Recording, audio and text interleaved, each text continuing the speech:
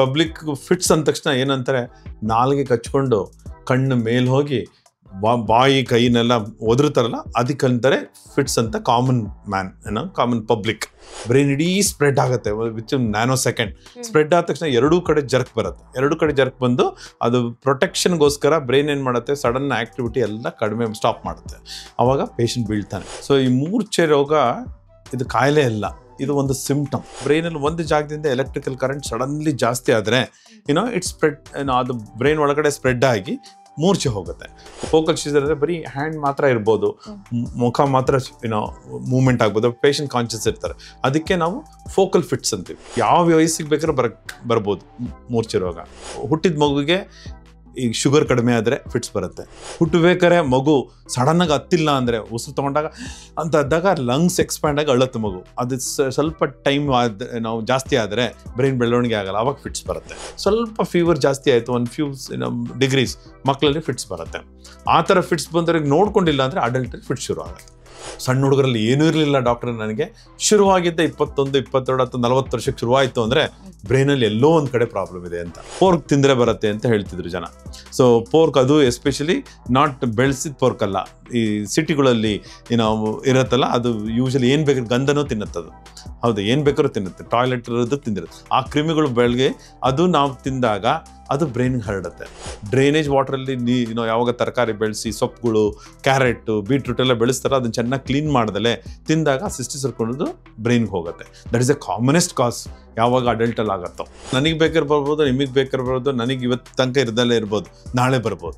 ಇದು ಇಷ್ಟೊಂದು ವೆರೈಟಿ ಇದ್ದಾಗ ಯಾವುದಿಂದ ಬರ್ಬೋದು. ಈಗ ಮಕ್ಳಿಗೆ ಕರ್ಕೊಂಡ್ಬಂದಾಗ ಸಡನ್ನಾಗಿ ತಾಯಿ ಬಂದು ಹೇಳ್ತಾಳೆ, ಸಡನ್ನಾಗಿ ನೋಡ್ತಾ ಇರ್ತಾನೆ ಡಾಕ್ಟ್ರೆ, 2 ಸೆಕೆಂಡ್ಗೆ ನನ್ನನ್ನು ಸ್ಟೇರ್ ಮಾಡ್ತಾನೆ, ಲಿಪ್ಪಲ್ಲಿ ಹಿಂಗೆ ಮಾಡ್ತಾನೆ, ಮತ್ತೆ ವಾಪಸ್ ಬರ್ತಾನೆ. ಆ ಟೈಮಲ್ಲಿ ಏನಾಯಿತು ಅಂತ ಕೇಳಿದ್ರೆ ಅವ್ನಿಗೆ ಗೊತ್ತಿರಲ್ಲ ಅಂತ. ಅದು actually one type of fit. Actually ನನ್ನ ಹತ್ರ ಮೊನ್ನೆ ಒಂದು ಪೇಷಂಟ್ ಬಂದಿತ್ತು. ಆ ಸ್ಕೂಲಲ್ಲಿ ಪಾಪ ಅದು ಗೌರ್ಮೆಂಟ್ ಸ್ಕೂಲ್ ಮಗು. ಆ ಟೀಚರು ಅವನಿಗೆ ಹೆದರಿಸಿ ನನ್ನನ್ನು ಯಾಕೋ ಸ್ಟೇರ್ ಮಾಡ್ತೀಯ ಅಂತ ಹೇಳಿ ಕಳಿಸಿದ್ದು. ಆ್ಯಕ್ಚುಲಿ ಆ ಮಗು ಗೊತ್ತೇ ಇಲ್ಲ, ಅದು ಆ್ಯಕ್ಚುಲಿ ಫಿಟ್ಸ್. ಟೀಚರ್ಗೂ ಗೊತ್ತಿಲ್ಲ, ಮಗುಗೂ ಗೊತ್ತಿಲ್ಲ. ಸೊ ಅವನು ಪ್ರತಿ ಸಲ ಕಂಪ್ಲೇಂಟ್ ಮನೆಗೆ ನನ್ನನ್ನೇ ನೋಡ್ತಿರ್ತಾನೆ, ಡಾಕ್ಟ್ರೇ ಅದು ಅಬ್ನಾರ್ಮಲ್ ಲುಕ್ಕಿಂಗ್ ಅದು ಅಂತ ಹೇಳಿ ಸ್ಕೂಲಿಂದ ಕಳಿಸಿದ್ರು. ಅದು ಆ್ಯಕ್ಚುಲಿ ಫಿಟ್ಸ್ ಇತ್ತು. ಪ್ರೆಗ್ನೆಂಟ್ ಲೇಡಿ ಮಧ್ಯರಾತ್ರಿಲಿ ಎದ್ದು ಸುತ್ತಲೂ ಸಡನ್ನಾಗಿ 3 ಗಂಟೆಗೆ ಎದ್ದು ಹೊಟ್ಟೆ ಬಡ್ಕೊಂಡು ಸುತ್ತಲೂ 2 ಸಲ ಇದು ಮಾಡ್ಕೊಂಡು ಸುಮ್ಮನೆ ಅಲ್ಲಿ ಬಟ್ಟೆ ಬಿಸ್ತಾಳೆ ಒಂದು ಸರಿಗೆ 2 ಸೆಕೆಂಡ್. ಆಮೇಲೆ ಹಿಂಗೆ ಅಂದ್ಬಿಟ್ಟು ಮಲಗ್ತಾಳೆ. ಅದಕ್ಕೆ temporal lobe epilepsy, complex partial scissor ಅಂತ. ಅದು ಈ ಜಾಗದ ಬ್ರೈನಲ್ಲಿ ಆಕ್ಟಿವಿಟಿ ಆದರೆ ಆ ಥರ ಬರುತ್ತೆ. ಅದನ್ನು ಕರೆಕ್ಟಾಗಿ ಡಾಕ್ಟರ್ ಹತ್ರ ಹೋಗಿ ಎಕ್ಸ್ಪ್ಲೈನ್ ಮಾಡಿದ್ರೆ ಮಾತ್ರ ಆಗುತ್ತೆ. ಕೆಲವು ಡಾಕ್ಟರ್ಗಳು ಮಿಸ್ ಮಾಡ್ತಾರೆ, ಜನರಲ್ ಪ್ರಾಕ್ಟೀಷನರ್ಸ್ ಮಿಸ್ ಮಾಡ್ತಾರೆ. ಸೊ ಅದು ನಮ್ಮಂಥ ಸ್ಪೆಷಲಿಸ್ಟಿಗೆ ಬಂದಾಗ ಮಾತ್ರ ಅದನ್ನ ನೋಡಿ ನಮ್ಗೆ ಗೊತ್ತಾಗ್ತದೆ this is a fits. Commonest complaint ಅಂದರೆ ಸ್ಕೂಲ್ ಪರ್ಫಾರ್ಮೆನ್ಸ್ ಡ್ರಾಪ್ ಆಯಿತು.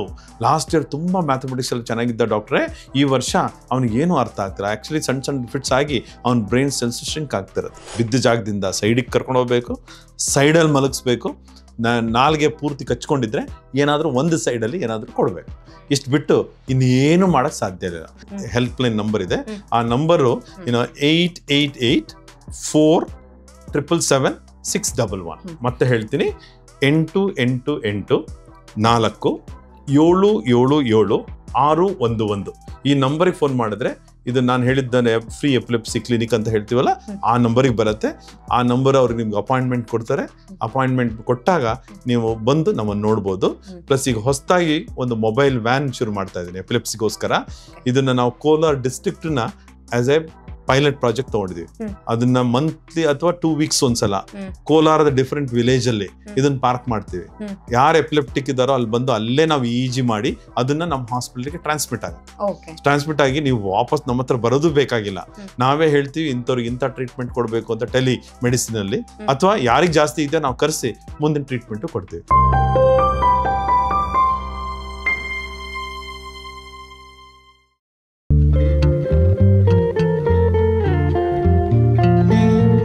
ನಮಸ್ತೆ, ನೀವು ನೋಡ್ತಾ ಇದ್ದೀರಾ ವಿಜಯ ಕರ್ನಾಟಕ. ನಾನು ರಕ್ಷಾ ಕೋಟ್ಯಾನ್. ಪ್ರಪಂಚದಾದ್ಯಂತ ಹೆಚ್ಚಾಗ್ತಾ ಇರುವಂತಹ ನರಗಳ ಸಮಸ್ಯೆಯಲ್ಲಿ ಮೂರ್ಛೆ ರೋಗ ಕೂಡ ಒಂದು ಅಂತ WHO ವರದಿಯನ್ನ ಮಾಡಿದೆ. ಹಾಗಿದ್ರೆ ಈ ಮೂರ್ಛೆ ರೋಗ ಅಂದ್ರೆ ಏನು, ಅಥವಾ ಇನ್ನು ಕೆಲವರು ಫಿಟ್ಸ್ ಬಂದಿದೆ ಅಂತ ಹೇಳ್ತಾರೆ. ಹಾಗಿದ್ರೆ ಈ ಸೀಸರ್ ಹಾಗೇನೆ ಎಪಿಲೆಪ್ಸಿ ನಡುವೆ ಡಿಫರೆನ್ಸ್ ಯಾವ ರೀತಿಯಾಗಿರುತ್ತೆ, ಈ ವಿಚಾರದ ಬಗ್ಗೆ ಹೆಚ್ಚಿನ ಮಾಹಿತಿಯನ್ನ ತಿಳಿಸ್ಕೊಡೋದಕ್ಕೆ ಇವತ್ತು ನಮ್ಮ ಜೊತೆ ಜಾಯ್ನ್ ಆಗಿದ್ದಾರೆ doctor Satish Rudrappa, group director of neuro sciences, Aster Whitefield hospital, Bangalore. Doctor, ಕಾರ್ಯಕ್ರಮಕ್ಕೆ ಸ್ವಾಗತ. ನಮಸ್ಕಾರ.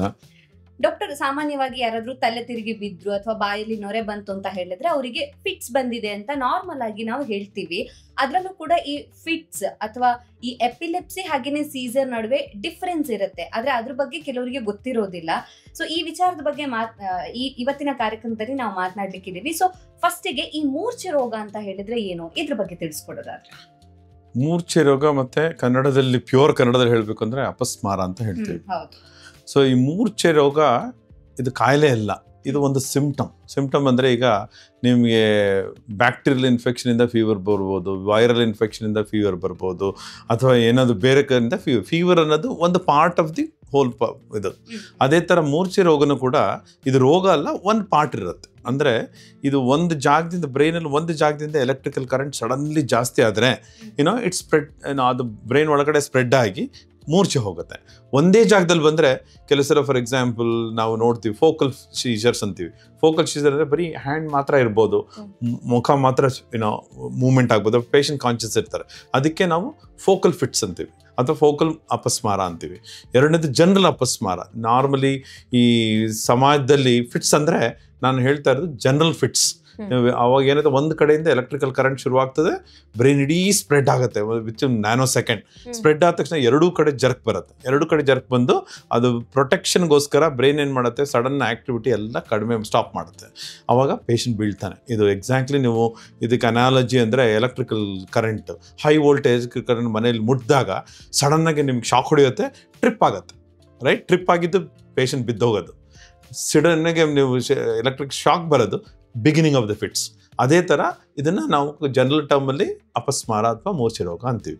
ಈ ಮೂರ್ಛೆ ರೋಗ ಒಂದು ಜಾಗದಿಂದ ಯೂಶಲಿ ಶುರುವಾಗುತ್ತೆ ಬ್ರೈನಲ್ಲಿ, ಬಂದು ಎರಡೂ ಕಡೆ ಸ್ಪ್ರೆಡ್ ಆಗ್ಬೋದು ಅಥವಾ ಅದೇ ಜಾಗದಲ್ಲಿ ಇರ್ಬೋದು.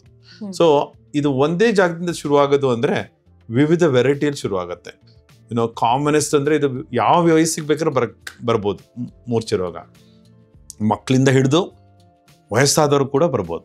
ಬಟ್ ಈ ಮೂರ್ಛೆ ರೋಗ ಯಾವಾಗ ಏಜ್ ಪ್ರಕಾರ ಡಿಫ್ರೆಂಟ್ ಆಗುತ್ತೋ ಅದು ಅದ್ರ ಒಳಗಡೆ ಬ್ರೈನಲ್ಲಿ ಏನು ಪ್ರಾಬ್ಲಮ್ ಇರುತ್ತೆ ಅದು ಕೂಡ ಡಿಫ್ರೆಂಟ್ ಆಗುತ್ತೆ. ಸಣ್ಣ ಮಕ್ಕಳಲ್ಲಿ ಹುಟ್ಟಿದ ಮಗುವಿಂದ 5ನೇ ವರ್ಷದ ತನಕ ಯೂಶಲಿ ಹುಟ್ಟಿದ ಮಗುವಿಗೆ ಈಗ ಶುಗರ್ ಕಡಿಮೆ ಆದರೆ ಫಿಟ್ಸ್ ಬರುತ್ತೆ. ಹುಟ್ಟಿದ ಮಗುವೇನೆ ಫಸ್ಟ್ ಅದೇ ಥರ ಸಿಂಪ್ಟಮ್ ಅಂತ. ಕಣ್ಣು ಮೇಲಕ್ಕೆ ಹೋಗುತ್ತೆ ಮಗು ಅಷ್ಟೇ, ಕೈಕಾಲು ಆಡಿಸಲ್ಲ, ಕಣ್ಣು ಮೇಲೋಗಿ 1-2 ನಿಮಿಷ ಅನ್ಕಾನ್ಷಿಯಸ್ ಆಗಿರುತ್ತೆ. ಅದನ್ನ ಒಳ್ಳೆ ಡಾಕ್ಟರ್ಗಳು ಮಾತ್ರ ನೋಡೋಕೆ ಸಾಧ್ಯ. ಇದು ಹೈಪೋಗ್ಲೈಸಿಮಿಯಾ ಇಂಡ್ಯೂಸ್ ಕಾಮನೆಸ್ಟ್ ಅದು. ಇಲ್ಲ ಮಕ್ಕಳಿಗೆ ಈಗ ಹುಟ್ಟಿದ ತಕ್ಷಣ ಈ ರಕ್ತ ಕಣಗಳು ಒಡೆದು ಬಿಲಿರುಬಿನ್ ಅಂತೀವಿ, ಕರ್ನೆಕ್ಟರ್ಸ್ ಅಂತೀವಿ. ಅಂದರೆ ಯೆಲ್ಲೋ ಕಲರ್ ಬರುತ್ತೆ ಮಗುಗೆ 3ನೇ ದಿವಸ 4ನೇ ದಿವಸಕ್ಕೆ. ಅದರಲ್ಲಿ ಜಾಸ್ತಿ ಆಯಿತು ಅಂದರೆ ಅದರಲ್ಲಿ ಬರುತ್ತೆ. ಅಥವಾ ಹುಟ್ಟಬೇಕಾರೆ ಮಗು ಸಡನ್ನಾಗಿ ಹತ್ತಿಲ್ಲ ಅಂದರೆ ಉಸಿರು ತೊಗೊಂಡಾಗ ಅಂತ ಅದ್ದಾಗ ಲಂಗ್ಸ್ ಎಕ್ಸ್ಪ್ಯಾಂಡ್ ಆಗಿ ಅಳುತ್ತೆ ಮಗು. ಅದು ಸ್ವಲ್ಪ ಟೈಮ್ ನಾವು ಜಾಸ್ತಿ ಆದರೆ ಬ್ರೈನ್ ಬೆಳವಣಿಗೆ ಆಗಲ್ಲ, ಆವಾಗ ಫಿಟ್ಸ್ ಬರುತ್ತೆ. ಅದು ಸಣ್ಣ ಮಗುವಲ್ಲಿ. ಇನ್ನು ಇದೇ ಥರ 1 ವರ್ಷ 2 ವರ್ಷದಲ್ಲಿ ಜ್ವರ ಬಂದ ತಕ್ಷಣ ಮಕ್ಳಿಗೆ ಬರುತ್ತೆ. ಇದು ಕಾಮನೆಸ್ಟ್ ಪ್ರಾಬ್ಲಮ್. ಸಣ್ಣ ಜ್ವರ ಅಂದರೆ ಅದು 101, 102ಕ್ಕೆ ಹೋಗಲ್ಲ. ಇದು ಫೆಬ್ರೈಲ್ ಫಿಟ್ಸ್ ಅಂತ ಹೇಳ್ತೀವಿ. ಅದೇ ಮಕ್ಕಳಿಗೆಲ್ಲ ಶುರುವಾಗೋದು ಸ್ಕೂಲ್ಗಳಲ್ಲಿ ನೀವು ನೋಡೋದು ಅದೆಲ್ಲ it starts as febrile fits. ಅದು ಟೆಂಪ್ರೇಚರ್ ಜಾಸ್ತಿ ಆಗಿ ಫಿಟ್ಸ್ ಬರುತ್ತೆ. ನಮ್ಮೆಲ್ಲರಿಗೂ ಥರ್ಮೋಸ್ಟ್ಯಾಟ್ ಅಂತ ಇರುತ್ತೆ ಬ್ರೈನಲ್ಲಿ. ಅಂದರೆ ಬಿಯಾಂಡ್ ನಮ್ದೆಲ್ಲ ಬಾಡಿ ಟೆಂಪ್ರೇಚರ್ ನಾವು ಹೇಳ್ತೀವಿ 98.6 to 99 ಅಂತ ನಾರ್ಮಲ್. ಅದು ಹೆಂಗೆ ಅದು ಕರೆಕ್ಟಾಗಿ ಅಷ್ಟು ಮೇಂಟೈನ್ ಮಾಡೋದು ಅಂದರೆ ಎಲ್ಲೋ ಒಂದು ಸೆಂಟ್ರ್ ಇದೆ ಬ್ರೈನಲ್ಲಿ, ಅದು ಬಾಡಿ ಟೆಂಪ್ರೇಚರ್ನ ಅಷ್ಟು ಮೇಂಟೈನ್. ಇಲ್ಲ ಅಂದರೆ ಮ್ಯಾಕ್ಸಿಮಮ್ ಫೀವರ್ 104 ಆಗುತ್ತೆ. ಯಾರು ನೀವು 120 ಹೋಗಿದೆ ಅಂತ ಕೇಳಿರಲ್ಲ. ಸೊ ಇದು ಹೆಂಗದು ಪ್ರಕೃತಿ ಹೆಂಗೆ ಮಾಡಿದೆ, ನೇಚರು, ದರ್ ಇಸ್ ಒಂದು ಥರ್ಮೋಸ್ಟ್ಯಾಟ್ ಇರ್ತದೆ. ಆ ಥರ್ಮೋಸ್ಟ್ಯಾಟ್ ಸ್ವಲ್ಪ ವೇರಿ ಆಯಿತು ಮಕ್ಕಳಲ್ಲಿ ಅಂದ ತಕ್ಷಣ ಸ್ವಲ್ಪ ಫೀವರ್ ಜಾಸ್ತಿ ಆಯಿತು, 1 few ಡಿಗ್ರೀಸ್, ಮಕ್ಕಳಲ್ಲಿ ಫಿಟ್ಸ್ ಬರುತ್ತೆ. ಆ ಥರ ಫಿಟ್ಸ್ ಬಂದವ್ರಿಗೆ ನೋಡ್ಕೊಂಡಿಲ್ಲ ಅಂದರೆ ಅಡಲ್ಟಲ್ಲಿ ಫಿಟ್ಸ್ ಶುರು ಆಗುತ್ತೆ. ಸೊ ಇದು ಮಕ್ಕಳಿಂದ ನಾನು ಹೇಳ್ತಿರೋದು ಹುಟ್ಟಿದಾಗಿಂದ 14 ವರ್ಷ 15 ವರ್ಷದ ತನಕ. ಯಾರಿಗೆ 18 ವರ್ಷ ಆದ್ಮೇಲೆ ಬರುತ್ತೋ ಈ ಮೂರ್ಛೆ ರೋಗ, ಅದು ಡಿಫ್ರೆಂಟ್ ರೀಸನ್ಗೆ ಬರುತ್ತೆ. It's called adult onset fits ಅಂತ. ಸಣ್ಣ ಹುಡುಗರಲ್ಲಿ ಏನೂ ಇರಲಿಲ್ಲ ಡಾಕ್ಟರ್, ನನಗೆ ಶುರುವಾಗಿದ್ದ 21, 22 ಅಥವಾ 40 ವರ್ಷಕ್ಕೆ ಶುರುವಾಯಿತು ಅಂದರೆ ಬ್ರೈನಲ್ಲಿ ಎಲ್ಲೋ ಒಂದು ಕಡೆ ಪ್ರಾಬ್ಲಮ್ ಇದೆ ಅಂತ. ಅದು ಬ್ರೈನ್ ಇನ್ಫೆಕ್ಷನಿಂದ ಇರ್ಬೋದು, ಇಲ್ಲ ಸಣ್ಣ ಟ್ಯೂಮರ್, ಕಾಮನೆಸ್ ಅಂದರೆ ಟ್ಯೂಮರ್ಗಳು ಶುರು ಆಗ್ತದೆ, ಗಡ್ಡೆಗಳು ಬೆಳೆಯೋಕ್ಕೆ ಶುರು ಆಗುತ್ತೆ. ಅಥವಾ ಕೆಲವರಿಗೆ ವಯಸ್ಸಾಗ್ತಿದ್ದಂಗೆ ಸಣ್ಣ ರಕ್ತನಾಳಗಳು ಕ್ಲೋಸ್ ಆಗುತ್ತೆ. ಈಗ ಡಯಾಬಿಟಿಸ್, ಹೈಪರ್ ಟೆನ್ಷನ್, ನಾವು ಲ್ಯಾಕಿನರ್ ಇನ್ಫಾಕ್ಟ್ಸ್ ಅಂತೀವಿ. ಸೊ ಅವರಿಗೆ ಅಡಲ್ಟ್ ಆನ್ಸೆಟ್ ಅಂತ ಬಂದ ತಕ್ಷಣ ಇಟ್ ಈಸ್ ರಿಲೇಟೆಡ್ ಇನ್ಫೆಕ್ಷನ್ ಅಂದರೆ ಕಾಮನೆಸ್ಟ್ ಈಗ ನೀವು ಡ್ರೈನೇಜ್ ವಾಟ್ರಲ್ಲಿ ತರಕಾರಿ ಬೆಳೆದು ಅದರಲ್ಲಿ ತಿಂದಾಗ ಕ್ರಿಮಿಗಳಿರುತ್ತೆ, ಸಿಸ್ಟಿಸರ್ಕೋಸಿಸ್ ಅಂತೀವಿ. ಒಂದಾನೊಂದು ಕಾಲದಲ್ಲಿ ಪೋರ್ಕ್ ತಿಂದರೆ ಬರುತ್ತೆ ಅಂತ ಹೇಳ್ತಿದ್ರು ಜನ. ಸೊ ಪೋರ್ಕ್ ಅದು ಎಸ್ಪೆಷಲಿ ನಾಟ್ ಬೆಳೆಸಿದ ಪೋರ್ಕ್ ಅಲ್ಲ, ಈ ಸಿಟಿಗಳಲ್ಲಿ ಇರುತ್ತಲ್ಲ, ಅದು ಯೂಶಲಿ ಏನು ಬೇಕಾದ್ರೆ ಗಂಧನೂ ತಿನ್ನುತ್ತದು. ಹೌದು, ಏನು ಬೇಕಾದ್ರೂ ತಿನ್ನುತ್ತೆ, ಟಾಯ್ಲೆಟ್ ಇರೋದು ತಿಂದಿರುತ್ತೆ. ಆ ಕ್ರಿಮಿಗಳು ಬೆಳಗ್ಗೆ ಅದು ನಾವು ತಿಂದಾಗ ಅದು ಬ್ರೈನ್ಗೆ ಹರಡುತ್ತೆ. ಬಟ್ ಈಗ ಕಾಮನೆಸ್ಟ್ ನಾವು ನೋಡೋದು ಡ್ರೈನೇಜ್ ವಾಟ್ರಲ್ಲಿ ಯಾವಾಗ ತರಕಾರಿ ಬೆಳೆಸಿ ಸೊಪ್ಪುಗಳು, ಕ್ಯಾರೆಟು, ಬೀಟ್ರೂಟ್ ಎಲ್ಲ ಬೆಳೆಸ್ತಾರೆ, ಅದನ್ನು ಚೆನ್ನಾಗಿ ಕ್ಲೀನ್ ಮಾಡ್ದಲೆ ತಿಂದಾಗ ಸಿಸ್ಟಿಸ್ ಸರ್ಕೊಳ್ಳೋದು ಬ್ರೈನ್ಗೆ ಹೋಗುತ್ತೆ. That is A commonest cause ಯಾವಾಗ ಅಡಲ್ಟಲ್ಲಿ ಆಗತ್ತೋ. ಸೊ ಅದು ಬಿಟ್ಟರೆ ಟ್ಯೂಮರ್ಸಿಂದ ಆಗುತ್ತೆ, ಇಲ್ಲ ರಕ್ತ ಕಣಗಳು, ಬ್ಲಡ್ ವೆಸಲ್ಸ್ ಕ್ಲೋಸ್ ಆದಾಗ ಫಿಟ್ಸ್ ಬರುತ್ತೆ, ಅಥವಾ ಟ್ರಾಮಾ ಆದಾಗ, ಆಕ್ಸಿಡೆಂಟ್ ಆಗಿ ಫಿಟ್ಸ್ ಬರುತ್ತೆ. So these are the 4 reasons we call adult onset fits. In children, fever or birth developmental problem are the commonest problems. ಹಾಗಾಗಿ ಯಾವ ವಯಸ್ಸಿನಲ್ಲೂ ಕೂಡ ಯಾರಿಗೆ ಬೇಕಾದ್ರೂ, ನನಗೆ ಬೇಕಾದ್ರೆ ಬರ್ಬೋದು, ನಿಮಗೆ ಬೇಕಾದ್ರೆ ಬರ್ಬೋದು, ನನಗೆ ಇವತ್ತು ತನಕ ಇರ್ದಲ್ಲೇ ಇರ್ಬೋದು, ನಾಳೆ ಬರ್ಬೋದು. ಇದು ಇಷ್ಟೊಂದು ವೆರೈಟಿ ಇದ್ದಾಗ ಯಾವುದಿಂದ ಬರ್ಬೋದು. ಸೊ ಬಟ್ ಬರ್ದಿದ್ದಂಗೆ ನೋಡ್ಕೊಳ್ಳೋಕ್ಕೂ ಇದೆ.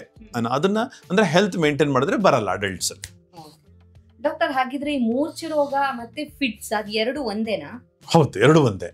ಅದರಲ್ಲಿ ಡಿಫ್ರೆಂಟ್ ವೆರೈಟಿ ಇದೆ. ನೀವು ಪಬ್ಲಿಕಲ್ಲಿ ನೋಡೋದು, ಪಬ್ಲಿಕ್ ಫಿಟ್ಸ್ ಅಂದ ತಕ್ಷಣ ಏನಂತಾರೆ, ನಾಲ್ಗೆ ಕಚ್ಕೊಂಡು ಕಣ್ಣು ಮೇಲ್ ಹೋಗಿ ಬಾಯಿ ಕೈನೆಲ್ಲ ಒದರ್ತಾರಲ್ಲ, ಅದಕ್ಕಂತಾರೆ ಫಿಟ್ಸ್ ಅಂತ common common public. But as A doctor ನಮಗೆ ವೆರೈಟಿ ಇದೆ. ನಾವು ಕೆಲವುದು ಈಗ ಮಕ್ಳಿಗೆ ಕರ್ಕೊಂಡ್ಬಂದಾಗ ಸಡನ್ನಾಗಿ ತಾಯಿ ಬಂದು ಹೇಳ್ತಾಳೆ, ಸಡನ್ನಾಗಿ ನೋಡ್ತಾ ಇರ್ತಾನೆ ಡಾಕ್ಟ್ರೇ, 2 ಸೆಕೆಂಡ್ಗೆ ನನ್ನನ್ನು ಸ್ಟೇರ್ ಮಾಡ್ತಾನೆ, ಲಿಪ್ಪಲ್ಲಿ ಹೆಂಗೆ ಮಾಡ್ತಾನೆ, ಮತ್ತೆ ವಾಪಸ್ ಬರ್ತಾನೆ. ಆ ಟೈಮಲ್ಲಿ ಏನಾಯ್ತು ಅಂತ ಕೇಳಿದ್ರೆ ಅವ್ನಿಗೆ ಗೊತ್ತಿರಲ್ಲ. ಅದು actually one type of fit. So just ಕಣ್ಣು ಮಿಟಕ್ಸೋದ್ರೆ ಸಣ್ಣ ಹಿಂಗೆ ನೋಡ್ತಾರೆ ಅಷ್ಟೇ, ಫ್ರಾಕ್ಷನ್ ಆಫ್ ಎ ಸೆಕೆಂಡ್ ಹೊಟ್ಟೋಗ್ಬಿಟ್ಟಿರುತ್ತೆ. ಅದು ನೀವು ನೆಗ್ಲೆಕ್ಟ್ ಮಾಡಿದ್ರೆ it becomes a bigger fits. That is a commonest cause in schools.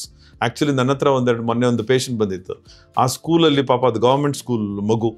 ಆ ಟೀಚರು ಅವನಿಗೆ ಹೆದರಿಸಿ ನನ್ನನ್ನು ಯಾಕೋ ಸ್ಟೇರ್ ಮಾಡ್ತೀಯ ಅಂತ ಹೇಳಿ ಕಳಿಸಿದ. ಆ್ಯಕ್ಚುಲಿ ಆ ಮಗು ಗೊತ್ತೇ ಇಲ್ಲ, ಅದು ಆ್ಯಕ್ಚುಲಿ ಫುಟ್ಸ್. ಟೀಚರ್ಗೂ ಗೊತ್ತಿಲ್ಲ, ಮಗುಗೂ ಗೊತ್ತಿಲ್ಲ. ಸೊ ಅವನು ಪ್ರತಿ ಸಲ ಕಂಪ್ಲೇಂಟ್ ಮನೆಗೆ ನನ್ನನ್ನೇ ನೋಡ್ತಿರ್ತಾನೆ ಡಾಕ್ಟ್ರೇ, ಅದು ಅಬ್ನಾರ್ಮಲ್ ಲುಕ್ಕಿಂಗ್ ಅದು ಅಂತ ಹೇಳಿ ಸ್ಕೂಲಿಂದ ಕಳಿಸಿದ್ರು. ಅದು ಆ್ಯಕ್ಚುಲಿ ಫಿಟ್ಸ್ ಇತ್ತು. ಸೊ ಇದು ಇನ್ನೊಂದು ಮೊನ್ನೆ ಇನ್ನೊಂದು ಪೇಷಂಟ್ ನೋಡಿದೆ. ಅವಳು ಪ್ರೆಗ್ನೆಂಟ್ ಲೇಡಿ, ಮಧ್ಯರಾತ್ರಿಲಿ ಎದ್ದು ಸುತ್ತಲೂ ಸಡನ್ನಾಗಿ 3 ಗಂಟೆಗೆ ಎದ್ದು ಹೊಟ್ಟೆ ಬಡ್ಕೊಂಡು ಸುತ್ತಲೂ 2 ಸಲ ಇದು ಮಾಡ್ಕೊಂಡು ಸುಮ್ಮನೆ ಅವಳು ಬಟ್ಟೆ ಬಿಚ್ತಾಳೆ ಒಂದು ಸರಿಗೆ 2 ಸೆಕೆಂಡ್. ಆಮೇಲೆ ಹಿಂಗೆ ಅಂದ್ಬಿಟ್ಟು ಮಲಗ್ತಾಳೆ. ಅದಕ್ಕೆ temporal lobe epilepsy, complex partial scissor ಅಂತ. ಅದು ಈ ಜಾಗದ ಬ್ರೈನಲ್ಲಿ ಆಕ್ಟಿವಿಟಿ ಆದರೆ ಆ ಥರ ಬರುತ್ತೆ. ಸೊ ಬ್ರೈನ್ ಕೂಡ ಎಷ್ಟು ಪ್ರಕೃತಿ ಚೆನ್ನಾಗಿ ಮಾಡಿದೆ ಅಂದರೆ ಒಂದೊಂದು ಪಾರ್ಟಿಗೆ ಒಂದೊಂದು ಕೆಲಸ ಇದೆ. Memories distributed everywhere. ಅದಕ್ಕೆ ನಾವು ಎಷ್ಟು ಹೊಡ್ತಾ ಬಿದ್ರೂ ಮೆಮರಿಗೆ ಜಾಸ್ತಿ ಹೋಗಿರಲ್ಲ. ಮೆಮರಿ ಅನ್ನೋದು ಡೀಪ್ಲಿ ಎಚ್ಡ್.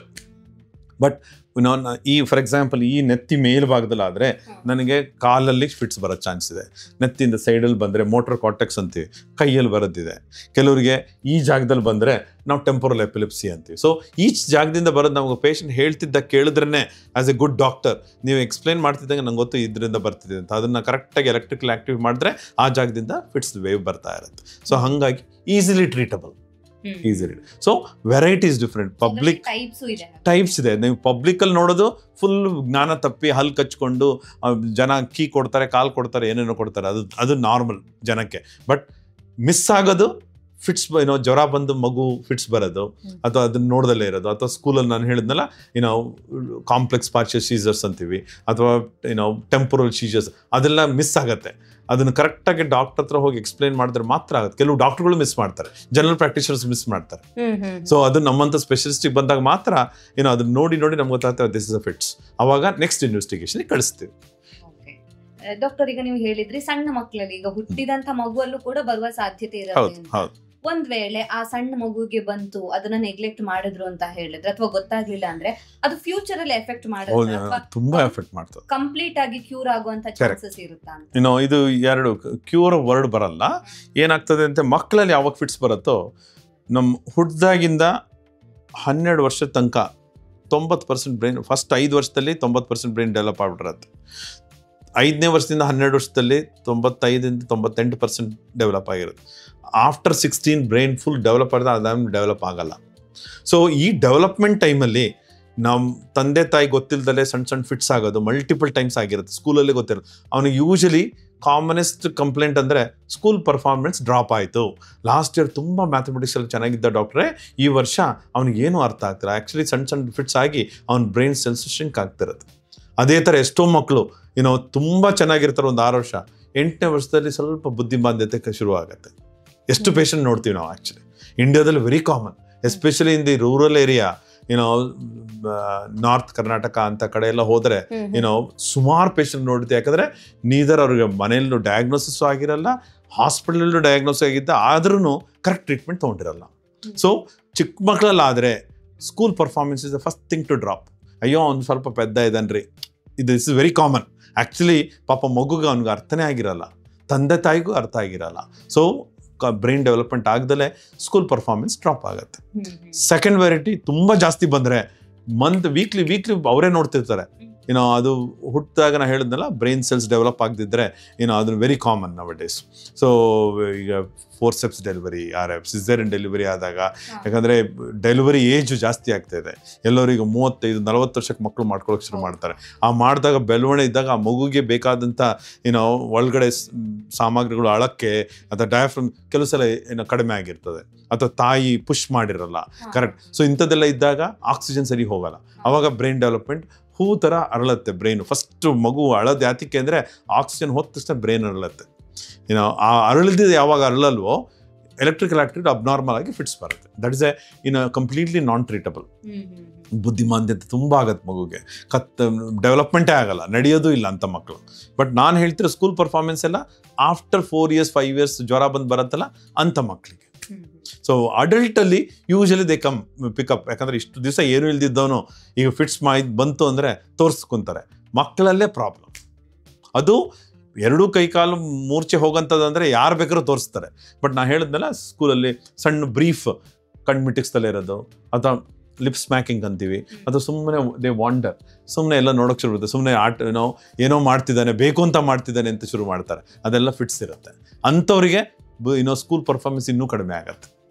ಹಾಗಾದ್ರೆ ನೀವು ಹೇಳೋ ಪ್ರಕಾರ, ಅಂದ್ರೆ ನೀವು ಹೇಳಿರೋ ಸಿಂಪ್ಟಮ್ ಪ್ರಕಾರ ಪೇರೆಂಟ್ಸ್ ಅದರ ಜೊತೆಗೆ ಟೀಚರ್ಸ್ ಇಬ್ರು ಕೂಡ ಈ ಒಂದು ನೀವು ಹೇಳಿರೋಂಥ ಸಿಂಪ್ಟಮ್ಸ್ ಏನಿದೆ ಅದನ್ನ ಅಬ್ಸರ್ವ್ ಮಾಡಬೇಕು. ಅಬ್ಸಲ್ಯೂಟ್ಲಿ. ಸ್ಕೂಲಲ್ಲಿ ಬರೀ ಮಗುಗೆ ಪಾಠ ಮಾತ್ರ ಒಂದೇ ಅಲ್ಲ. ಆ್ಯಕ್ಚುಲಿ ಈಗಿನ ಸ್ಕೂಲ್ಗಳಲ್ಲಿ 8 hour ಮಗು ಯಾವಾಗ ಬೆಳಗ್ಗಿಂದ ಎದ್ದು ಮನೆಯಿಂದ ಹೊರಟು ಸಾಯಂಕಾಲ ಎಚ್ಚರ ಆಗೋ ತನಕ ಸ್ಕೂಲಲ್ಲಿ ಇರುತ್ತೆ. School teachers has a big role. ಅವ್ರ ತಂದೆ ತಾಯಿಗಿಂತ ಜಾಸ್ತಿ ರೋಲ್ ಇರುತ್ತೆ. ಮಗು ದಿನ ಇಂಟ್ರಾಕ್ಟ್ ಮಾಡ್ತಿರುತ್ತೆ, ನೋಡ್ತಿರ್ತಾರೆ. ಸ್ಮಾಲೆಸ್ಟ್ ಅಬ್ನಾರ್ಮಲಿಟಿ ಇದ್ರೂ ಡಿಫ್ರೆನ್ಸ್ ಇದ್ರೆ ಅವ್ರಿಗೆ ಫಾಸ್ಟಾಗಿ ಗೊತ್ತಾಗುತ್ತೆ ಟೀಚರ್ಗಳು ದ್ಯಾನ್ ಮದರ್. ಎಸ್ಪೆಷಲಿ ರೂರಲ್ ಏರಿಯಾದಂತೂ ತಂದೆ ತಾಯಿ ಎರಡೂ ಕೂಲಿ ಕೆಲಸಕ್ಕೆ ಹೋಗ್ಬೋದು. ಬಟ್ ಆ ಸ್ಕೂಲ್ಗೆ ಯಾವಾಗ ಮಗು ಹೋಗುತ್ತೋ, ಅದಕ್ಕೆ ಹೇಳೋದು ವಿದ್ಯೆ ಅನ್ನೋದು ಇಂಪಾರ್ಟೆಂಟ್, ಸ್ಕೂಲ್ ಅನ್ನೋದು important, society important for these things. ಅವಾಗ ಪಿಕಪ್ ಆದ ತಕ್ಷಣ ಸ್ಕೂಲ್ ಹೆಲ್ತ್ ಎಜುಕೇಷನ್ಗೆ ಎಷ್ಟೋ ಜನ ಈಗ PHC ಇಂದ ಡಾಕ್ಟರ್ಗಳು ಬರ್ತಾರೆ, ಇಲ್ಲ ಎಲ್ಲ ಊರುಗಳಲ್ಲೂ ಗೌರ್ಮೆಂಟ್ PHC ಅಂತ ಮಾಡಿದೆ, ಅಲ್ಲಿ ಹೋಗಿ ತೋರಿಸ್ಬೇಕು. ತೋರಿಸಿದಾಗ ಡಯಾಗ್ನೋಸಿಸ್ ಆಗುತ್ತೆ. ಆಗಲಿಲ್ಲ ಅಂದಾಗ ನೆಕ್ಸ್ಟ್ ಅವರೇ ಹೇಳ್ತಾರೆ ಇಲ್ಲ ಆಗಲ್ಲ, ನೆಕ್ಸ್ಟ್ ಬೇರೆ ಹಾಸ್ಪಿಟ್ಲಿಗೆ ಹೋಗಿ ಇಲ್ಲ ಬೇರೆ ಸ್ಪೆಷಲಿಸ್ಟ್ ನೋಡಿ ಅಂತ ಹೇಳ್ತಾರೆ. ಸೊ ಇದಕ್ಕೆ ಡಯಾಗ್ನೋಸಿಸ್ ಇಸ್ ಇಂಪಾರ್ಟೆಂಟ್. ಡಾಕ್ಟರ್, ಹಾಗಿದ್ರೆ ಎಪಿಲೆಪ್ಸಿ ಅಂತ ಹೇಳಿದ್ರೆ ಫಿಟ್ಸ್ ಅಥವಾ ಮೂರ್ಛೆ ರೋಗ ಅಂತ ಹೇಳಿದ್ರೆ, ಈ ಸೀಸರ್ ಅಂದ್ರೆ ಅಟ್ಯಾಕ್ ನಾವು ಏನು ಒಂದೊಂದೇ ಬರತ್ತಲ್ಲ, ಅದಕ್ಕೆ ಒಂದು ಸೀಸರ್ಸ್ ಅಂತೀವಿ. Epilepsy together 10 epilepsy epileptic patient ಅಂತೀವಿ. ಸೀಸರ್ ಅನ್ನೋದು ಒಂದು ಅಟ್ಯಾಕಿಗೆ ಅದು ಎರಡೂ ಒಂದೇ ಆಲ್ಮೋಸ್ಟ್. ಕಾಮನ್ ಮ್ಯಾನ್ಗೆ ನಾವು ಮೆಡಿಕಲ್ ಟರ್ಮಲ್ಲಿ ಮಾತ್ರ ಹೇಳ್ಕೊಡೋರಿಗೆ ಮಾತ್ರ ಸೀಸರ್ ಇಸ್ ಅನ್ ಈವೆಂಟ್, ಆಗೋದಕ್ಕೆ ಸೀಸರ್ ಅಂತೀವಿ. ಈಗ ಆ ಮೂಮೆಂಟ್ ಅಲ್ಲಿ ನೀವು ಹೇಳಿದಾಗ ಈಗ ಕಣ್ಣ ಮೇಲೆ ಹೋಯ್ತು ಅಥವಾ ಅದಕ್ಕೆ ಸೀಸರ್ ಅಂತೀವಿ. That is a epileptic attack. Seizure ಅಂತ ಹೇಳ್ತೀರಾ? ಓಕೆ. ಈಗ ಪದೇ ಪದೇ ಅವರಿಗೆ ಅಟ್ಯಾಕ್ ಆಗ್ತಾ ಇದ್ರೆ ಅದು ಎಪಿಲೆಪ್ಟಿಕ್ ಪೇಷಂಟ್. ಸೀಸರ್ ಪೇಷಂಟ್ ಅನ್ನ ಸೀಸರ್ ನಾವು ಮೆಡಿಕಲ್ ಹೇಳ್ತೀವಿ, ಎಪಿಲೆಪ್ಟಿಕ್ ಪೇಷಂಟ್ಸ್. ಅದು is a broader term, is a medical term. ಅದನ್ನ ಪಬ್ಲಿಕ್ ಯಾರು ಯೂಸ್ ಮಾಡಲ್ಲ. ಹಾಗಾದ್ರೆ ಈಗ ಸೀಸರ್ ಬರೋದಕ್ಕೂ ಎಪಿಲೆಪ್ಟಿಕ್ ಆಲ್ಮೋಸ್ಟ್ ಸೇಮ್ 100% ಸೇಮ್ ಇರುತ್ತೆ. ಅಂತ ಮೇಜರ್ ಡಿಫರೆನ್ಸ್ ಏನೂ ಇರಲ್ಲ. ಓಕೆ ಡಾಕ್ಟರ್, ಹಾಗಿದ್ರೆ ಈ ರಿಸ್ಕ್ ಫ್ಯಾಕ್ಟರ್ ನೀವು ಹೇಳಿದ್ರಿ, ಈಗ ಸಣ್ಣ ಮಕ್ಕಳಲ್ಲಿ ಬರುವಂತ ಸಾಧ್ಯತೆ ಇರುತ್ತೆ ಅಥವಾ ದೊಡ್ಡವರಲ್ಲೂ ಕೂಡ ಬರಬಹುದು ಅಂತ, ಇದು ವಂಶ ಪಾರಂಪರ್ಯವಾಗಿ ಬರುತ್ತಾ ಅಂತ? ಹೌದು, there is one variety, febrile seizure ಅಂತ ಹೇಳಿದ್ನಲ್ಲ, ಜ್ವರ ಬಂದು ಬರೋದು. ಎಷ್ಟೋ ಜನಕ್ಕೆ ನನ್ನ ಅಜ್ಜನಿಗಿತ್ತು, ಇಲ್ಲ ನಮ್ಮ ಅಮ್ಮನ ತಂದೆಗಿತ್ತು, ಇಲ್ಲ ನಮ್ಮ ಅಪ್ಪನಿಗಿತ್ತು, ಈ ಥರ ಇರ್ತದೆ genetically. Because that brain development the thermostat ಅದಿರ್ತದೆ. So genetic related epilepsy is very rare. Less than 1%. But ಯಾವಾಗ ಫಿಟ್ಸ್ ಬರುತ್ತೋ ವಿತೌಟ್ ರೀಸನ್ ನಾವು ಕಂಡುಹಿಡಿಯೋದು 95%, 98% ಇರುತ್ತೆ. ಜೆನೆಟಿಕಲಿ ರೇರ್, ಬಟ್ ಜೆನೆಟಿಕ್ ತಂದೆ ತಾಯಿ ಅವ್ರ ಫ್ಯಾಮಿಲಿಗೆ ಇದ್ದಾಗ it is easy to control. ಅವ್ರಿಗೂ ಗೊತ್ತಿರುತ್ತೆ ನನಗಿತ್ತು, ಇಮಿಡಿಯೇಟ್ ಹೋಗಿ ತೋರಿಸ್ತಾರೆ. ಯಾವಾಗ ಇರಲ್ವೋ ನೆಗ್ಲಿಜೆನ್ಸ್ ಜಾಸ್ತಿ. ಹೌದು ಡಾಕ್ಟರ್. ಹಾಗಿದ್ರೆ ಈ ಎಪಿಲೆಪ್ಸಿ ಆದಾಗ ಅಥವಾ ಸೀಸರ್ ಸಿಂಪ್ಟಮ್ ಬಂದಾಗ ಅಥವಾ ಬರಕ್ಕಿಂತ ಮುಂಚೆ ಆ ಪರ್ಸನಿಗೆ ಏನಾದ್ರೂ ಚೇಂಜಸ್ ಗೊತ್ತಾಗುತ್ತಾ? ಈಗ ಯೂಶಲಿ ಹೇಳ್ತಾರೆ ಹಾರ್ಟ್ ಅಟ್ಯಾಕ್ ಆಗೋದಕ್ಕಿಂತ ಸ್ವಲ್ಪ ಟೈಮಿಗೆ ಮುಂಚೆ ನಿಮ್ಗೆ ಗೊತ್ತಾಗುತ್ತೆ ಅಥವಾ ಸಿಂಪ್ಟಮ್ ಗೊತ್ತಾಗುತ್ತೆ, ಆ ಫೀಲ್ ಆಗುತ್ತೆ ಅಂತ. ಸೊ ಈ ಮೂರ್ಛೆ ಹೋಗೋದ್ರಲ್ಲ ಅಥವಾ ಫಿಟ್ಸ್ ಆಗೋದಕ್ಕಿಂತ ಮುಂಚೆ ಆ ಪರ್ಸನ್ಗೆ ಏನಾದ್ರೂ ಫೀಲ್ ಆಗುತ್ತಾ? Very good question. ಇದು ಆಕ್ಚುಲಿ ನೀವು ಕ್ರಾನಿಕ್ ಎಪಿಲೆಪ್ಟಿಕ್ಸ್ ಅಂದ್ರೆ ಯಾರಿಗೆ ಮತ್ತೆ ಮತ್ತೆ ಬರುತ್ತಲ್ಲ ಅಂಥವ್ರಿಗೆ ಕೇಳಿದ್ರೆ ಇದನ್ನೆಲ್ಲ ಹೇಳ್ತಾರೆ. ಏನಂತಾರೆ, ಇದು depending on the area of the brain. ಅವರಿಗೆ ಕೆಲವ್ರಿಗೆ ಅಂತಾರೆ ಡಲ್ ಹೆಡ್ಡೇಕ್ ಬರುತ್ತೆ ಡಾಕ್ಟ್ರೆ, ಅವತ್ತಿನ ಬೆಳಗ್ಗೆ ಹೆಡ್ಡೇಕ್ ಶುರು ಆಯ್ತು ನಂಗೆ ಗೊತ್ತು ಇವತ್ತು ಬರುತ್ತೆ ಅಂತ. ಕೆಲವ್ರಿಗೆ ಅವ್ರಿಗೆ ಗೊತ್ತಾದ. ಕೆಲವು ಪೇಷಂಟ್ಸು ಅದು ಪ್ರೋಡ್ರೋಮ್ ಅಂತೀವಿ ನಾವು. ಕೆಲವ್ರಿಗೆ ಆರ ಜಸ್ಟ್ ಬಿಫೋರ್ ಫಿಟ್ಸ್ ಬರುತ್ತೆ, ಜಸ್ಟ್ ಫ್ಯೂ ಸೆಕೆಂಡ್ಸ್ ಬಿಫೋರ್. ಕೆಲವ್ರು ಹೇಳ್ತಾರೆ ನನಗೆ ಏನೋ ಒಂದು ಸ್ಮೆಲ್ ಕಾಣುತ್ತೆ, ಆ ಸ್ಮೆಲ್ ನಾನು ಡಿಸ್ಕ್ರೈಬ್ ಮಾಡೋಕ್ಕಾಗಲ್ಲ ಡಾಕ್ಟ್ರೆ, ಏನೋ ಒಂದು ಸ್ಮೆಲ್ ಬರುತ್ತೆ. ಕೆಲವ್ರು ಹೇಳ್ತಾರೆ ಇಲ್ಲಿ ನೋವು ಬರುತ್ತೆ ನನಗೆ, ಇಲ್ಲಿ ನೋವು ಬಂದು ಏನೋ ಹೊಟ್ಟೆ ಹೆಚ್ಚಿತ್ತಂಗೆ ಆಗುತ್ತೆ. ಕೆಲವ್ರು ಹೇಳ್ತಾರೆ ನಾನು ಎಕ್ಸ್ಪ್ಲೇನ್ ಮಾಡೋಕ್ಕಾಗಲ್ಲ, ಏನೋ ಒಂದು ಫೀಲಿಂಗ್ ಬರುತ್ತೆ, ನಾನು ಎಲ್ಲೋ ಹೋಗ್ತಾ ಇದ್ದೀನಿ, ಯಾರನ್ನೋ ನೋಡ್ತಿದ್ದೀನಿ, ನಾನು ಇವ್ರು ನೋಡ್ದಂಗಿದೆ, ಪಿಕ್ಚರ್ಗಳು ಫಸ್ಟ್ ಶುರು ಆಗುತ್ತೆ ನನಗೆ, ಅವ್ರು ನೋಡಿದ್ದೀನಿ ಅಂದ ತಕ್ಷಣ ಜ್ಞಾನ ಹೋಗಿರುತ್ತೆ. ಕೆಲವ್ರು ಹೇಳ್ತಾರೆ ಯಾವುದೋ ಒಂದು ಹ್ಯೂಮನ್ ಫಿಗರ್ ಇತ್ತು, ಆ ಫಿಗರು ನೋಡಿದ್ದೀನಿ ಅನ್ಸುತ್ತೆ, ಬಟ್ ನೋಡಿದ್ರೆ ಅಷ್ಟೊತ್ತಿಗೆ ನಂಗೆ ಗೊತ್ತೇ ಇರಲ್ಲ. ಸೊ ಇದನ್ನು ನಾವು ಆರಾ ಅಂತ ಹೇಳ್ತೀವಿ. ಸೊ ಅದನ್ನು ಆ ಥರ ಬಂದಾಗ ನಮಗೆ ಗೊತ್ತು ವಿಚ್ ಪಾರ್ಟ್ ಆಫ್ ದ ಬ್ರೈನಿಂದ ಅದು ಶುರುವಾಗುತ್ತೆ ಅಂತ. That is the origin actually.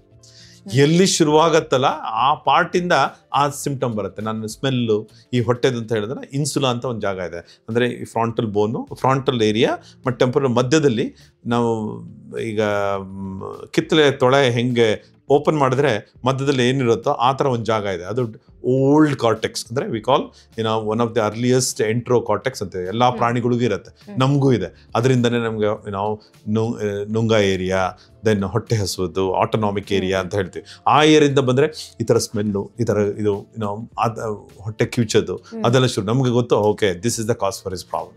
ಅವಾಗ ಸ್ಕ್ಯಾನ್ ಮಾಡಿ ನೋಡಿದ್ರೆ ಅಲ್ಲಿ ಅಬ್ನಾರ್ಮಲಿಟಿ ಇರುತ್ತೆ, ಕೆಲವ್ರಿಗೆ ಅಲ್ಲಿ ಗಡ್ಡೆ ಬೆಳೆದಿರುತ್ತೆ, ಎಷ್ಟೊಂದು ಇರುತ್ತೆ. ಸೊ ದಟ್ ಆ ಸಿಂಪ್ಟಮ್ ನೀವು ಹೇಳ್ದಂಗೆ ಆಗ ಮೊದಲು ಏನಾಗುತ್ತೆ ಅದನ್ನು ಎಕ್ಸ್ಪ್ಲೇನ್ ಮಾಡಿದ್ರೆ ಡಾಕ್ಟ್ರುಗಳಿಗೂ ಈಸಿ, ಇನ್ವೆಸ್ಟಿಗೇಷನ್ ಮಾಡಿದಾಗಲೂ ಈಸಿ, ಟ್ರೀಟ್ಮೆಂಟು ಈಸಿ. ಯಾಕಂದ್ರೆ ಆ ಏರಿಯಾನ ಸಪ್ರೆಸ್ ಮಾಡೋಕ್ಕೆ ನಾವು ಮೆಡಿಕೇಶನ್ ಕೊಟ್ಟರೆ, everything has a specific medication ಕೊಟ್ಟರೆ ಹೊರಟೋಗುತ್ತೆ.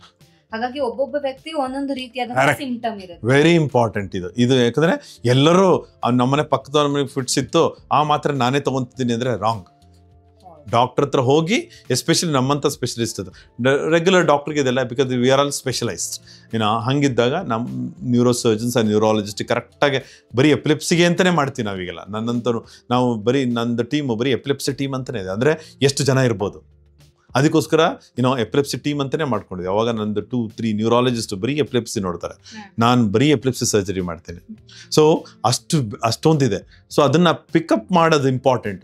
ಆ ಪಿಕಪ್ ಮಾಡಲಿಲ್ಲ ಎಲ್ಲಿಂದ ಬರುತ್ತೆ ಅಂದರೆ ನಾವೇನು ಮಾಡೋಕ್ಕಾಗಲ್ಲ. ಅದಕ್ಕೋಸ್ಕರ ಅಂಥ ಡಾಕ್ಟ್ರಿಗೆ ಬಂದು ಕರೆಕ್ಟಾಗಿ ನೋಡಬೇಕು ಯಾವ type of epilepsy, which type of epilepsy, what treatment, when to give is very very important. ನೀವು ಲೋಕಲ್ ಡಾಕ್ಟರ್ ಹತ್ರ ತೋರಿಸ್ಬೋದು, ಬಟ್ ಲೋಕಲ್ ಡಾಕ್ಟರ್ ಹತ್ರ ತೋರಿಸಿ ಕರೆಕ್ಟ್ ಆಗ್ತಿಲ್ಲ 2 ಎಪಿಸೋಡ್ ಅಂತಾಗ ಸ್ಪೆಷಲಿಸ್ಟಿಗೆ ನೋಡ್ಲೇಬೇಕು. ಈಗ ಫಸ್ಟ್ ಟೈಮ್ ಬರೋರಿಗೆ, ಈಗ ನೀವ್ ಹೇಳ್ದಂಗೆ ಈಗ ಪದೇ ಪದೇ ಬರ್ತಾ ಇದೆ, ಕ್ರಾನಿಕ್ ಆಗಿ ಇದೆ ಅಂದಾಗ ಅವರಿಗೆ ಗೊತ್ತಾಗುತ್ತೆ ಅಂತ ಹೇಳಿದ್ರಿ. ಈಗ ಯಾವ್ದೋ ಒಂದು ಪರ್ಸನಿಗೆ ಫಸ್ಟ್ ಟೈಮ್ ಬರ್ತಾ ಇದೆ ಅಂದಾಗ್ಲೂ ಕೂಡ ಇದುವರೆಗೂ ಆಗಿಲ್ಲ, ಫಸ್ಟ್ ಟೈಮ್ ಆಗ್ತಾ ಇದೆ, ಅವರಿಗೆ ಒಂದು ಐಡಿಯಾನು ಇಲ್ಲ ನನಗೆ ನಾನು ಮೂರ್ಛೆ ಹೋಗ್ತೀನಿ, ನಂಗೆ ಫಿಟ್ಸ್ ಆಗತ್ತೆ ಅಂತ. ಮುಂಚೆ ಏನಾದ್ರೂ ಅವ್ರಿಗೆ ಫೀಲ್ ಆಗುತ್ತಾ ಅಥವಾ ಏನಾದ್ರೂ ಎಕ್ಸ್ಪೀರಿಯನ್ಸ್? ಅದು ಹೇಳೋದು ಕಷ್ಟ, ಯಾಕಂದ್ರೆ ಪೇಷಂಟ್ಗೆ ಇರ್ಬೋದು, ಬಟ್ ಅವರು ಆ ಮೂಡಲ್ಲಿ ಇರಲ್ಲ, ಅಂಡರ್ಸ್ಟ್ಯಾಂಡ್ ಮಾಡ್ಕೊಳಕ್ಕೆ ಗೊತ್ತಾಗಲ್ಲ ಅವನಿಗೆ, ಊಹೆನೇ ಇರಲ್ಲ. ಈಗ ನನಗಾದ್ರೂ ಅದು ಊಹೆ ಆಗುತ್ತೋ, ಯಾಕಂದ್ರೆ ನಾನು ಇಷ್ಟು ವರ್ಷ ಅಂತ ನನಗೇನೋ ಬಂದಿಲ್ಲ. ಸೊ ಅದನ್ನ ರಿಪೀಟೆಡ್ ಆದವ್ರು ಮಾತ್ರ ಕರೆಕ್ಟ್ ಆಗಿ ಹೇಳ್ತಾರೆ ನನಗೆ ಈ ತರ ಆಗತ್ತೆ, ಇದರಿಂದನೇ. ಕೆಲವರು ಫ್ಲಾಶಸ್ ಆಫ್ ಲೈಟ್ ಬರುತ್ತೆ ಅಂತ, ಫ್ಲಾಶ್ ಲೈಟ್ ಬಂತು ಒಂದ್ ಕಡೆ ಡಮ್ ಆಗತ್ತೆ, ನನಗೆ ಆಮೇಲೆ ಜ್ಞಾನ ಹೋಗುತ್ತೆ, ನಮ್ಗೆ ಕರೆಕ್ಟ್ ಆಗುತ್ತೆ ಇದು ಆಕ್ಸಿಪಿಟಲ್ ಲೋಬಲಿಂದನೇ ಬರ್ತಿದೆ ಅಂತ. ಅಂದ್ರೆ ಈ ಏರಿಯಾ ವಿಷನ್ ಏರಿಯಾ. ಸೊ ಆ ಥರ ಅದು ರಿಪೀಟೆಡ್ ಆದವ್ರಿಗೆ ಹೌದು ಈ ಥರ ಆಗ್ತಿತ್ತು, ನೀವು ಹೇಳಿದ್ ಕರೆಕ್ಟ್ ಅಂದ್ಬಿಟ್ಟು ವಾಪಸ್ ಹೇಳ್ತಾರೆ. ಬಟ್ ಫಸ್ಟ್ ಟೈಮ್ ಆಗೋರಿಗೆ ಇಟ್ಸ್ ಅ ರೇರಿಟಿ. ಅದನ್ನು ಬಿಡಿಸಿ ಈಗ ಹೂವಲ್ಲಿ ಒಂದು ಪೆಟಲ್ ತೆಗೆದಂಗೆ ನಾವು ಬಿಡಿಸ್ಬೇಕು, ಅದನ್ನು ಕೇಳಿ ಕೇಳಿ ಬಿಡಿಸ್ಬೇಕು, ಅವಾಗ ಮಾತ್ರ ಹೇಳ್ತಾರೆ. ಮೆನಿ ಪೇಷಂಟ್ಸ್ ಹೇಳಲ್ಲ.